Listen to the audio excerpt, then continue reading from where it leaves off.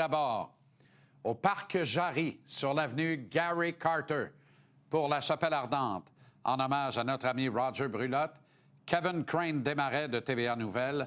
Journée très émotive, Kevin. C'est le moins que l'on puisse dire, euphémisme dans les circonstances. Oui, tout à fait, Jean-Charles. Toute la journée, des centaines de personnes sont venues ici se recueillir, rendre hommage à notre collègue Roger Brulotte, une personne tant aimée, tellement d'histoires que des gens nous ont racontées.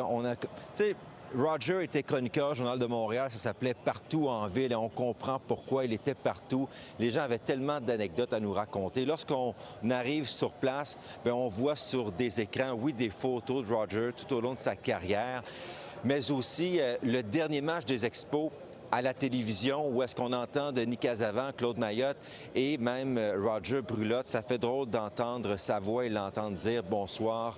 Elle est partie et tu en as parlé en début d'émission, mais sa conjointe Pascale Vallée, oui, elle est solide. Elle me disait tantôt qu'elle se nourrissait des hommages que les gens pouvaient lui dire au sujet de l'homme de sa vie qui est malheureusement parti. Il y a aussi des photos super sympathiques de Roger. Les gens viennent se recueillir devant le cercueil. Tantôt, on a aussi vu Youpi. Une image marquante parce que tu disais tantôt, ouais, on est au stade IGA. C'est ici que les expos sont nés, au stade Jarry.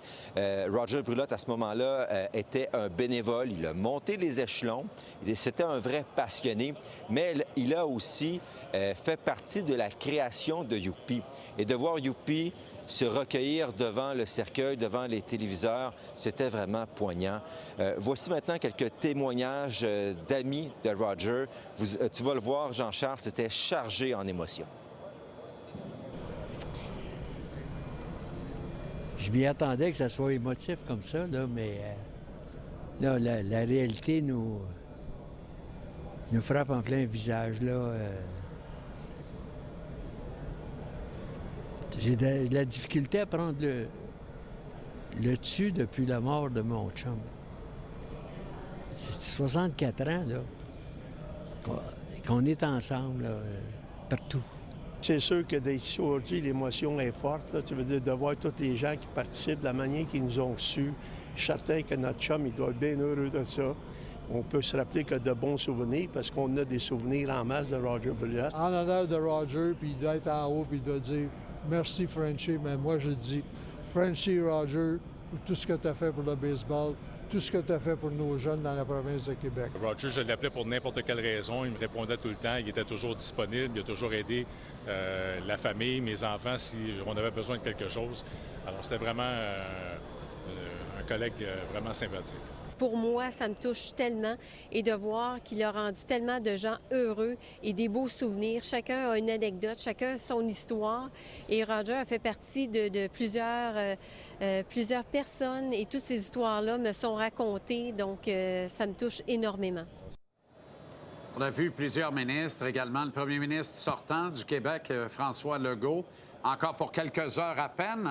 Ça en sera terminé officiellement dimanche lors d'une réception en son honneur, qui était là également aujourd'hui, mais aussi les gens du public que Roger affectionnait particulièrement et qui le lui rendent bien aujourd'hui.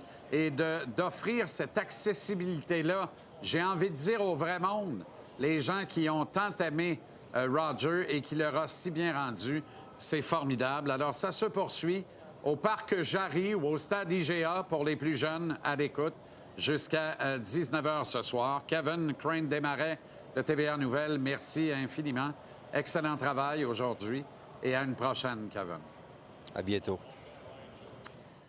Alors voilà, parce que la vie continue, oui, coup de chapeau.